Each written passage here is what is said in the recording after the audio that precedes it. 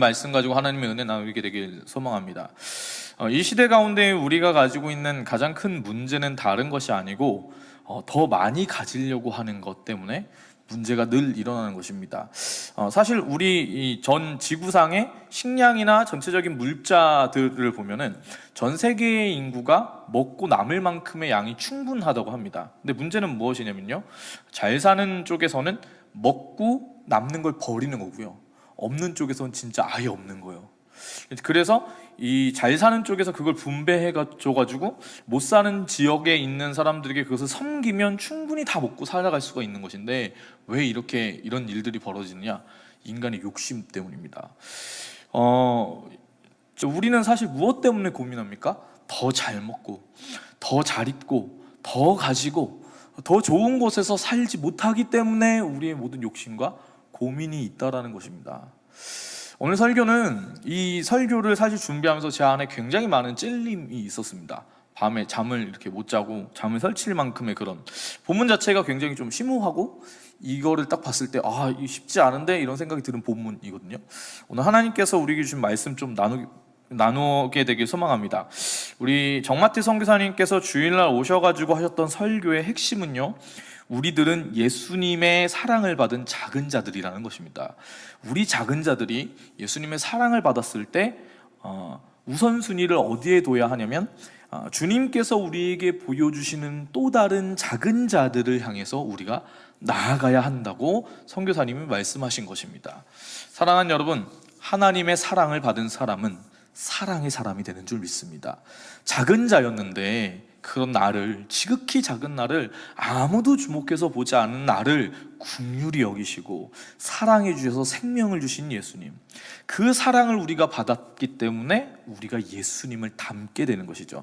그래서 주님이 내게 행하셨던 것처럼 이제는 내가 예수님의 그 사랑을 전하는 사람이 되어지는 것입니다. 그런 의미에서 그리스도인에게 사랑은 소명이고요, 사랑은 정체성입니다. 사랑은 그리스도인의 모든 것이라고 할 수가 있겠죠. 저는 개인적으로 사랑이 그렇게 많은 사람이라고 생각해 본 적이 없습니다. 오히려 마음이 좀 차갑고 냉정하고, 눈빛만 봐도 이렇게 느껴지지 않으십니까? 굉장히 냉정, 이렇게. 제 별명이 오냉정이었습니다. 오냉정. 그래가지고 아무튼 냉정한 사람인데, 저도 그것을 느낀 적이 있습니다. 언제 느꼈냐면, 제가 청소년 사역자였거든요. 청소년 사역을 하다가 이제 그 이정교회에서 청년 사역 가운데 찬양 인도를 하면서 나아가게 됐어요. 그래가지고 이제 청소년 사역을 벗어났잖아요.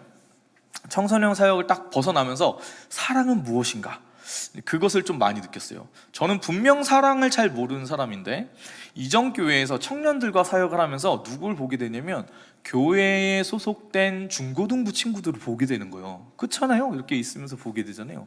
그리고 청년들 중에서 중고등부를 섬기는 청년들이 많이 있는 거예요. 근데 그렇게 만나면 일단 어떤 마음이 드냐면, 왠지 아무 이유 없이 이 친구가 중고등부 사역을 한다는 것만으로 동료 같은 느낌이 있는 거예요.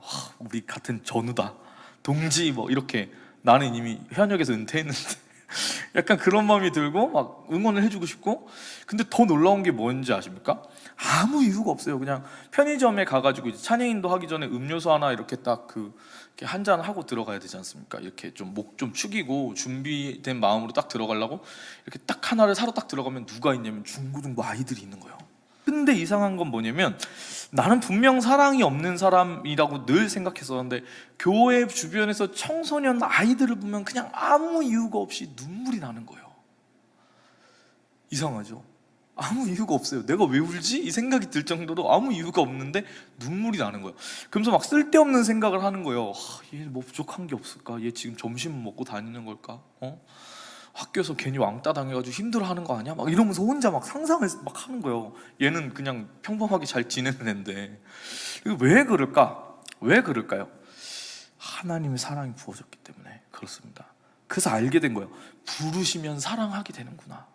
그 사랑이 내게 임하면 내 안에 눈물이라는 것이 생길 수밖에 없는 거구나. 여러분, 저는 사실은 어떤 사람이냐면 감정이 많이 널뛰는 사람입니다. 찬양 인도자들의 대부분이 감성적인 부분이 굉장히 예민한 사람들이 많습니다. 여러분들이 보시기에 제가 좀 시골에서 상경한 것처럼 되게 순수하고 멘탈이 굉장히 강력해 보이고 단단해 보이지만 사실은 내면에는 늘 폭풍이 이렇게 불어옵니다. 늘 왔다 갔다 왔다 갔다 안절부절을 못하는, 저는 원래 그런 성향이었거든요. 근데 그런 부분들이 제 삶에서 저한테 좋은 영향을 별로 주지 못했어요. 그래서 이제 감정을 극한으로 컨트롤하는 연습을 날마다 하기 시작했거든요. 다른 사람들 다 힘든 상태일 때 괜찮다고 버티면서 나가는 훈련을 계속 했던 사람입니다. 근데 솔직히 말씀드리면 저는 제가 되게 불쌍했었어요. 제가 세상에서 제일 불쌍하다고 생각한 적도 있었어요. 세상에 나처럼 불행하고 불쌍한 사람 많이 없을 거야, 이런 생각도 참 많이 했습니다. 하나님의 은혜가 저를 붙잡아 주셔서 그 어둠 가운데 있었던 저를 건져 주셔서 그렇지, 그냥 딱 내버려 두고 지금도 마음을 다잡지 않고 그냥 이렇게 마음 있는 그대로 내버려 두잖아요. 그러면 마음은 마음대로입니다. 마음은 마음대로 해서 나한테 도움이 되는 방법으로 나를 인도해 주지 않더라고요. 그러니까 어떻게 하냐면, 내가 정말로 지금도 그 마음을 다잡지 않으면 그냥 100이면 100 연민 가운데 빠져서 나 진짜 불쌍하다, 내가 도대체 이 인생을 왜 사는 거야, 이런 생각에 빠져들게 되는 상황들이 더 많더라고요. 근데 그랬던 저를 주님이 붙잡아 주셔가지고 청소년을 향한 눈물을 흘리게 하셨잖아요. 제가 우리 믿음으로 사는 교회에 와가지고 느낀 게 있어요. 저는 사실 어른들이 무섭습니다. 왜냐면 어른 사역을 해본 적이 없거든요. 제가 이렇게 되게 좀 소심하고 막 그렇잖아요. 제가 어른들을 대할 때마다 그냥 나는 진심을 다해야겠다, 항상 겸손해야겠다, 이런 생각은 하지만 제가 먼저 이렇게 다가가지고 집사님 오늘은 뭐 잘 지내셨나요? 이러면서 막 그런 얘기를 하지 않거든요. 저는 딱 적당한 거리를 늘 유지합니다. 왜냐면 찬양 인도자에게 이게 또 중요할 수가 있습니다. 왜 그러냐면은 인도자가 누구 어떤 한 사람이랑만 친하게 되면은 다른 분들이 보고서 목사님 누구 표현하는 것 같아, 그럼 그분이 마음이 어렵잖아요. 그러면 그분은 예배를 잘 못 드려요, 제가 찬양 인도하는 한. 그러니까 이제 그런 것 때문에도 거리를 좀 적절하게 유지를 하려고 했었고, 또 교회 담임 목사님께서 이렇게 집중을 받으시는 게 저는 맞다고 생각하기 때문에 제 차례가 오기 전까지 늘 언제나 기다리는 게 맞거든요. 그게 지혜가 있는 모습이라고 생각하기 때문에. 그래서 어떻게 보면 어른들을 향해서 제가 잘 다가가지 못하는 부분이 있지만, 언젠가부터 새벽에 나와서 기도하는데 제 눈에서 우리 성도님들 한 분 한 분 생각나는 분 기도할 때마다 별로 안 친한 분인데 기도하면서 눈물이 나는 거예요. 그리고 어느 집사님 아들 위해서 이렇게 기도하는데 눈물이 나는 거예요. 별로 안 친한데, 심지어 우리 교회에 한두 번밖에 안 왔는데 그 친구 이름 불러가면서 기도하는데 눈물이 나는 거예요. 이상하게 그렇게 눈물이 나는 거예요. 그래서 알게 됐죠. 하나님의 사랑이라는 게 내 안에 부어지면 이 차가운 나 같은 사람도 눈물을 흘리게 되는구나, 그렇게 되는구나. 나는 나밖에 몰라서 자기애에 빠져가지고 나 이렇게밖에 안 되는구나, 나는 이것도 없고 저것도 없고 더 많은 걸 못 지어가지고 막 이렇게 불행하다 이렇게 얘기하던 나라는 그 하찮은 존재가 다른 누군가를 품게 되는 상황이 생기더라고요. 하나님의 사랑이 부어지니까. 사랑. 그래서 이것은 그리스도인의 특징이고요, 사랑이라는 것은 그리스도인의 소식이고요, 그리스도인이 입고 사는 옷이고, 그리스도인은 사랑의 그 사람이라고 이야기를 할 수 있는 것이죠. 11절은 그래서 이렇게 이야기합니다. 11절을 우리가 한번 다 읽어보겠습니다. 11절입니다. 여러분이 처음부터 들은 소식은 이것인데 곧 서로 사랑하라는 것입니다. 처음부터. 저는 요한을 굉장히 사랑하는 사람입니다. 요한복음에 거의 제가 제일 사랑하는 성경책이 요한복음이거든요. 근데 요한이 쓴 책들은 읽으면은 굉장히 따뜻하고 좋은데 날마다 새롭게 발견돼요. 양파 껍질 같아요. 한 번 보고 두 번 보고 자꾸만 보고 싶은 말씀. 근데 자꾸 보면은 새로운 게 자꾸 나오거든요. 요한이 처음부터라는 말을 했을 때는 거의 대부분 요한을 아는 사람들은 뭘 떠올리냐면 창조가 이루어지던 시간을 떠올립니다. 창세 때에 하나님께서 그 태초 이전에 그 천지를 창조하실 그 타이밍을 생각하게 돼요. 그러니까 처음부터라고 했을 때 딱 그 시점, 우주가 처음 만들어지던 그때부터 이렇게 요한이 얘기하고 있다고 보시면 됩니다. 근데 그때부터 우리에게 주어진 것이 무엇이냐면 서로 사랑하라는 소식이 주어졌다는 것이죠. 자, 우리가 여기서부터 이제 하나님의 말씀을 어떻게 받을 것인지 결정해야 됩니다. 여기서 이제 그냥 머리로 잠깐 이 말씀을 들어갔다가 귀로 듣고서 나오게 할 것인가, 그리고 남는 게 없이 그냥 딱 깔끔하게 있을 것인가. 그러면 인생 사는 게 편해집니다. 문제는 뭐냐면 지금 오늘 하나님께서 우리에게 주시는 이 말씀이 하나님의 말씀으로 들어와서 내 머리가 아니라 내 심장 가운데에 들어와 버리면 그때부터 여러분의 삶은 달라지기 시작합니다. 눈물이 생겨나고 사랑 때문에 무릎을 꿇을 수밖에 없는 상황이 일어나게 되는 거예요. 우리에게 문제는 단 한 가지입니다. 우리는 사랑을 모른다는 것이죠. 그래서 사랑이라는 이 주제는 인간의 삶 속에 가장 중요한 문제의 형태로 늘 나타나게 되어 있습니다. 하지만 늘 이 사랑은 우리에게 어려움을 주는데 그것은 우리 안에 사랑이 없고 우리가 사랑을 모르는 존재들이기 때문입니다. 그래서 가장 사랑하는 관계들 안에서도 우리는 사랑이 아니라 분열되는 것을 경험하게 되는 것이죠. 그래서 너무 사랑하는데 그 가운데 너무 큰 상처를 받는 그런 일들이 우리 가운데 일어나는 겁니다. 가정에서도 그렇죠.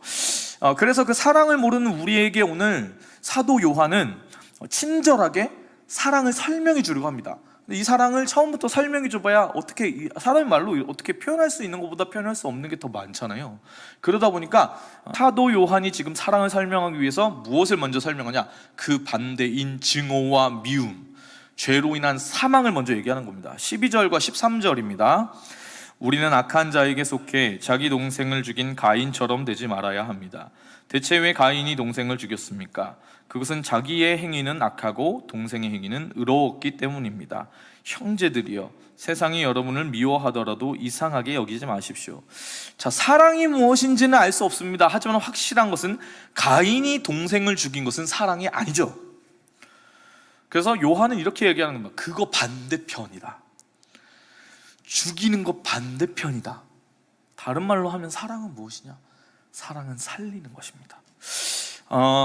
가인은 아무 이유가 없이 동생을 죽인 것이죠. 이 본문이 우리에게 주는 근본적인 인사이트가 하나 있는데 무엇이냐면 가인이 동생을 죽인 것은 인간적인 부분으로 보면 아무 이유가 없습니다. 근데 왜 죽였냐? 이렇게 보면 가인이 죄와 사단, 세상에 속한 사람이었기 때문이다라는 거예요. 그의 정체성이 사망이었다라고 이야기를 하는 겁니다. 사망의 사람이었던 가인이 동생을 의로운 빛에 속한 사람을 죽였다라는 것이죠. 그래서 13절에 형제들이여 라고 하면서 이렇게 얘기합니다. 가인이 아벨을 그렇게 죽인 것처럼 세상에 속한 이 사람들은, 이 죄 가운데 뿌리를 두고 사망의 열매를 맺은 이 사람들은 우리를 미워할 거라는 겁니다. 왜냐하면 우리는 빛의 자녀들이기 때문이죠. 왜 세상이 우리를 미워하는가? 세상은 가인과 같은 마음을 가진 악한 본성 가운데 있기 때문에 아벨과 같은 예수 그리스도의 피로 의롭게 된 우리를 죽이려고 한다는 것입니다. 여러분, 저와 여러분은 어떤 사람들이었나요? 우리에게는 다시 말씀드리지만 사랑이 없습니다. 교회를 다니면서 가장 위험한 사람은요, 의심을 하는 사람이 아닙니다. 이거 말씀이 왜 이래요? 진짜 무리를 걸었어요? 5,000명을 어떻게 목에 살렸죠? 이런 질문을 던지시는 분들은 계기가 있으면 신앙적인 성장이 급격하게 일어나기 시작합니다. 그걸 그 첫 단추를 잘 깨기가 힘들어가지고 그런 거죠. 오히려 문제가 되는 사람은 어떤 사람이냐면, 교회를 내가 좀 다녔으니까 난 이 정도 좀 되는 사람이야 라고 생각하는 그 사람이 무서운 겁니다. 왜냐? 그런 분들은 예수님 없이, 십자가 없이, 복음 없이, 은혜 없이도 살아갈 수가 있기 때문에 그래요. 말씀에 순종하기보다 그냥 자기 뜻대로 살아갈 수가 있기 때문에 그런 분들이 오히려 더 무서운 겁니다. 원래 세상 속을 살아가던 우리는 어떤 사람입니까? 예수님 없이 아무 소망이 없던 죽음의 사람, 미움과 증오에 잡힌 사람들이었습니다. 지금 뭐가 다른 게 아니에요. 예수님이 우리를 붙잡아 주시지 않으면, 하나님의 은혜가 오늘 우리 가운데 임하지 않으면 오늘도 우리는 그 죄인 중에 괴수와 같은 모습으로 그냥 바로 나락으로 떨어져 버릴 수가 있는 것입니다. 예수님의 수제자였던 베드로가 예수님 3번 부인하고 어디로 돌아가냐면, 예수님 부활하신 거를 봤거든요. 베드로도 봤어요. 근데 보고 나서 어디로 돌아가냐면 고기를 낚으러 다시 돌아갑니다. 어떤 모습입니까? 과거로 돌아가는 거예요. 예수님 만나기 이전에 그 삶으로 그대로 돌아가는 겁니다. 우리라고 별반 다를 게 있을까요? 전혀 없어요. 전혀 없어요. 그래서 여러분, 가나안 성도들이 생기는 거예요. 안 나가. 거꾸로가 가나안이잖아요. 이분들이 예수님을 안 믿는 게 아닌데 교회를 안 나가 보니까 너무 편하다라는 거예요. 근데 그 신앙이 제대로 된 신앙이고 건강한 신앙일 수 있을까요? 절대 그럴 수가 없습니다. 왜냐하면 하나님은 공동체 안에서 우리를 훈련시키시기 때문에 그렇습니다. 근데도 그들은 교회를 나오지 않는 그 부분에 있어서 합리화를 하는 거죠. 이유를 수만 가지 더 낼 수 있습니다. 우리가 코로나 이후에 분명히 오프라인 모임이 재개가 되고 코로나가 사라진 그 이후에도 사람들이 교회에 오지 못하는 부분에 합리화를 꼭 될 겁니다. 그렇게 우리는 예수님이 없이는 아무런 소망이 없는 사람, 사랑을 가질 수가 없는 사람들이다. 자, 그런데 하나님께서 우리 가운데 어떤 일을 행하셨습니까? 우리는 예수님을 믿음으로 죽음에서 생명으로 옮겨진 사람들이라는 겁니다. 하나님께서 그 일을 행하셨어요. 그런데 말씀은 오늘 굉장히 여기서부터 냉정하게 우리에게 얘기합니다. 어떻게 우리는 죽음에서 생명으로 옮겼는가? 예수님의 보혈을 옮겨졌죠. 그러면 옮겨졌다는 것을 어떻게 할 수 있냐는 거예요. 어떻게 할 수 있냐? 그냥 마음적인 심적으로 내가 옮겨졌어요 라고 얘기하면 다냐? 라고 물어볼 수가 있겠죠. 그쵸? 옮겨졌는지를 어떻게 아냐는 거예요. 거기서 요한은 이렇게 얘기합니다. 우리가 형제와 자매를 사랑하는 사람들로 사랑할 때에 내가 옮겨졌다는 것을 알게 된다라고 얘기하는 겁니다. 15절과 16절을 우리가 한번 읽어볼게요. 누구든지 자기 형제를 미워하는 사람은 살인자입니다. 여러분이 알다시피 살인자는 누구든지 그 안에 영생을 소유하지 못한 사람입니다. 예수 그리스도께서는 우리를 위해 자기 목숨을 내놓으셨습니다. 그래서 우리가 사랑을 알게 됐습니다. 그러므로 우리도 형제를 위해서 우리 목숨을 내놓는 것이 마땅합니다. 자, 이 시점에서 사도 요한은 우리 가운데 아주 강력하고 묵직한 한 방을 딱 날립니다. 형제를 미워하는 자는 살인한 자다. 그리고 살인한 자는 누구든 영생을 소유하지 못한 사람이다. 이것이 사도 요한의 설명이죠. 이거를 좀 엮어서 보면은 미워하는 자가 살인자고 살인자가 영생을 소유하지 못한 자다라고 얘기한다면, 그럼 이렇게 볼 수 있습니다. 형제를 미워하는 자는 영생을 소유하지 못한 자라는 겁니다. 더 나아가 뭐라고 얘기하냐면, 예수님께서 자기 목숨을 주셔서 우리를 살리셨기 때문에 우리도 그 다른 사람을 위해 목숨을 내놓는 게 마땅하다라고 얘기합니다.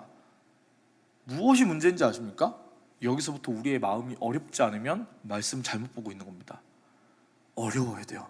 왜? 말씀이 부딪히기 때문에. 형제님은 오 목사님을 위해 목숨을 던질 준비가 되어 있으십니까? 이게 현실이라는 거예요. 이제 이게 현실이라는 거예요. 미안한데 저도 그럴 마음이 없기 때문에 괜찮아요. 이게 현실이라는 겁니다. 이게 좀 냉정하게 질문해봐야 돼요. 북한군이 와가지고 동무 예수님 믿나? 이렇게 물어볼 때 예수님 믿습니다. 그럼 총사령이다. 이렇게 했을 때 예수님 믿습니다. 얘기할 수 있냐 없냐? 이거만큼 어려운 문제입니다. 내 옆에 있는 사람을 위해 죽을 수 있는가? 제가 제 사랑하는 아내를 위해 죽을 수 있죠. 그럼 못 죽어도 죽을 수 있다고 얘기해야 되는 거예요. 근데 그게 아니라 내 옆에 정말 해가 되는 이 친구, 내 별로 안 좋아하는 이 친구, 잘 알지 못하는 이 친구를 위해서 예수님 물어보시는 거예요. 너 이 사람을 위해 죽을 수 있냐? 아니면 이렇게 말씀하시는 거예요. 아프리카 땅에 태어나자마자 아무 소망이 없이 죽어가는, 내가 이름도 알지 못하고 생김새도 알지 못한 그 친구 한 명을 위해 넌 죽을 수 있니? 라고 물어보시는 거예요. 죽을 수 있어야 된다는 거예요. 여러분, 그럴 수 있으십니까? 죄송한 얘기지만 전 자신이 없었어요. 이게 하나님, 그래서 이건 너무 어렵지 않습니까? 근데 그러면서 직면하게 되는 거예요. 나는 주님을 위해 생명을 던질 수 있을까? 나는 다른 사람을 위해 생명을 던질 수 있을까? 여러분, 제가 목사입니다. 우리 교회 성도님들을 위해서 내가 목숨을 던질 수 있을까? 내가 사랑하기 때문에 그럴 수 있을까? 우리는 그렇게 생각할 수 있어요. 이 본문 읽으면 목숨을 줘야 되는 거야? 이렇게 생각할 수 있지만, 사실 요한의 의도는 그거보다는 조금 가벼운 의도인 것 같습니다. 17절과 18절도 우리가 한번 읽어보겠습니다. 누구든지 세상 재물을 갖고 있으면서 자기 형제나 자매의 궁핍함을 보고도 도와줄 마음이 없다면 어떻게 그 사람 안에 하나님의 사랑이 있다고 하겠습니까? 자녀들이여, 우리가 말과 혀로만 사랑하지 말고 행동과 진실함으로 사랑합시다. 이건 더 설명할 필요가 없죠. 사랑하는데 말과 혀로만 사랑할 수 있는 게 사람입니다. 그렇죠? 근데 그러면 안 된다는 거예요. 요한의 말을 요약하면 이렇습니다. 당신에게 허락된, 이거는 실제로 목숨을 던져가지고 죽어버려라 이런 뜻이 아니고요. 당신이 새 생명을 얻게 되었다면 그 생명으로 인해서 우리에게 주어진 나머지 모든 부분들, 삶에서 주어진 모든 것을 다해서 사람을 살리라고 얘기를 하는 겁니다. 죽으라고 얘기하는 게 아니라 그만한 심정을 가지고 여기까지 올 때 사실은 이걸 해석하는 원어랑 이게 좀 굉장히 긴데, 이렇게 하면은 여러분 오늘 날을 다 세야 되기 때문에 그 설명을 다 못하겠고, 아무튼 그런 결론에 가깝다는 거. 이게 사람을 살리는 사람이 되라. 말과 혀로만 사랑한다 말하는 것이 아니라 진짜 사랑한다면, 진짜로 사람을 사랑한다면 당신이 가진 그것 가지고 사람을 살리라는 거예요. 여러분, 우리가 눈을 들어서 사방을 보십시오. 여러분, 주변에 죽어가는 정말 그 작은 사람들이 얼마나 많습니까? 지금 우리는 이 한국 땅에는 아까 말씀드렸죠, 우리가 왜 괴로워합니까? 더 못 가져서 괴로운 겁니다. 좋은 걸 더 가지고 싶어서 괴로운 겁니다. 그래서 그 자기가 가진 좋은 거를 내려놓고 오히려 낮은 곳으로 가려는 사람을 찾기가 힘든 거예요. 왜? 다들 더 좋은 걸 가져가지고 그러면 더 행복할 거라고 믿으니까. 근데 그 가운데 하나님이 내게 주신 것이라는 그 마음 가지고 사랑을 베풀어 가지고 나누어주는 사람은 찾기가 너무 힘든 거예요. 여러분, 사람이 사랑을 한다는 것은 반드시 드러납니다. 왜냐하면 사랑은 명사가 아니라 동사이기 때문이죠. 그러므로 사랑한다는 것은 반드시 무빙이 있는 겁니다. 진짜 사랑이라면 어떤 방식으로든 드러나는 것이죠. 결정적으로 어떤 것입니까? 냉정하게 따져서 말씀드리면, 사랑하는 것에 사람은 반드시 돈과 시간을 쏟게 되어 있습니다. 무언가 누군가를 사랑한다면 그 사람을 향해서 돈을 쓰거나 아니면 그 사람에게 자신의 시간을 쓴다는 게 모든 재능과 모든 것들 다 들여가지고 함께하고 돕고 자기 그 재능을 사용한다는 것이거든요. 돈과 시간 둘 중에 하나 쓰는 겁니다. 돈과 시간 둘 중에 하나는 반드시 쓰여지게 되어 있는 겁니다. 우리 그리스도인은 누구이냐? 사랑의 사람인데, 우리는 어떤 사람들이냐면 사랑을 남기는 사람들입니다. 우리가 있는 그곳 가운데 우리가 사라졌을 때 그 가운데 뭐가 남아야 되냐면 예수 그리스도의 사랑이 남아야 됩니다. 사랑. 이 사랑으로 뭘 하는 겁니까? 죽어가는 사람들이 있는 거예요. 여러분, 죽어가는 사람들. 여러분 주변에 있는 청소년들 보십시오. 여러분들 어른들의 눈으로 볼 때 청소년들이 정상적으로 보입니까? 어느 때보다 게임 중독에 많이 빠져 있는 친구들, 어느 때보다 자기의 정체성을 잘 알아가지 못하는 그 친구들을 바라보면서 이들이 정상이라고 생각하십니까? 청년 세대에 접어들어도 정신이 굉장히 성숙하지 못한 친구들이 너무 많아요. 이전에 중등부 정도 되는 애들이 지금 이제 대학생 정도 된다고 보셔도 아무 문제가 없어요. 아무 문제 없어요. 그들 중에 방황하는 사람들이 있습니다. 여러분, 문제 청소년들 얼마나 힘들게, 얼마나 험악한 상황 가운데 살아가는지 아십니까? 우리가 조금만 눈을 돌려보면 사랑이 필요한 죽어가는 사람들이 있습니다. 얼마 전에 그런 얘기가 있었죠. 어느 한 부부가 있는데, 양 부부의 그 부모님들이 다 목사님이고 이 둘이 기독교 학교에서 만나는데 아기를 입양했는데 그 아기를 죽였죠. 전 국민적인 공분을 사고 있습니다. 누가 그랬습니까? 예수 믿는 그 가정의 부모가 그랬다는 겁니다. 사랑이 없는 상태일 때, 사랑과 하나님을 향한 그 관계가 없는 상태일 때 기독교는 가장 잔인한 종교가 됩니다. 그것은 사람을 반드시 죽이는 종교가 되어버리는 것이죠. 여러분에겐 사랑이 있습니까? 여러분이 있다가 떠난 그 자리는 무엇이 남습니까? 사랑이 남아있습니까? 여러분에게 예수 그리스도의 그 사랑이 주어졌기 때문에 지금 여러분에게 주어진 그 물질과 시간과 여러분에게 주어진 재능을 가지고 내가 더 잘 먹고 잘 살려고 하는 것이 아니라 누군가 하나님의 사랑이 필요한 그들 가운데 나아가서 그들을 살리고자 하는 그 마음이 여러분에게 있으세요? 여러분 그렇게 살잖아요? 그럼 힘들어집니다. 사람들은 사람을 살리려고 하는 그 사람을 도울 것 같잖아요. 안 돕습니다. 안 도와요. 그냥 유명한 사람을 돕는 거지, 사람을 살리려고 하는 그 열심을 가진 사람은 외면받기가 쉽습니다. 여러분 삶을 돌이켜볼 때 어때야 되는지 아세요? 내가 누군가 지금 살리려고 하는 마음 때문에, 목사인 제가 어때야 되냐면, 우리 믿음으로 사는 교회에 우리 성도님들이 살게 되는 그 꿈을 꾸면서 내가 이 교회를 섬기기 때문에 당연하게 힘들어야 되는 겁니다. 내가 지금 누군가 살리려는 그 마음 때문에 애가 닳고, 그 마음 때문에 지금 뭔가 힘든 것들이 있어야만 잘 가고 있는 거예요. 여러분 누군가 한 영혼을 품고 있으십니까? 우리 주일날 그 설교를 들었죠. 목사님 설교를 들었을 때 저는 그 선교사님 설교를 들었을 때 어떤 생각이 드냐면 너무 귀하다. 왜냐면 진짜 우리가 살아야 될 그 삶은 그분은 그냥 아주 당연하게 살고 계신 거잖아요. 그 교회에 섬기던 교회에 테러가 났는데 그런 생각을 하셨대잖아요. 장애인들과 그 다음에 부모가 없는 친구들, 고아들을 향해서 우리가 그들을 향한 사역 단체를 만들고 하늘나라 가는 것이 당연하다고. 여러분에겐 사랑이 있습니까? 없다면 기도하세요. 하나님, 나는 누구를 향해, 오늘 누구를 향해 예수 그리스도의 그 사랑을 남기는 자리로 나가야 될까요? 내가 있다가 주님 떠났을 때의 그 자리 가운데 예수님의 향기가 있게 하여 주시옵소서. 오늘 하루 그 고백 가지고 하나님 앞에 살아가는 저와 여러분이 되길 간절히 축복합니다.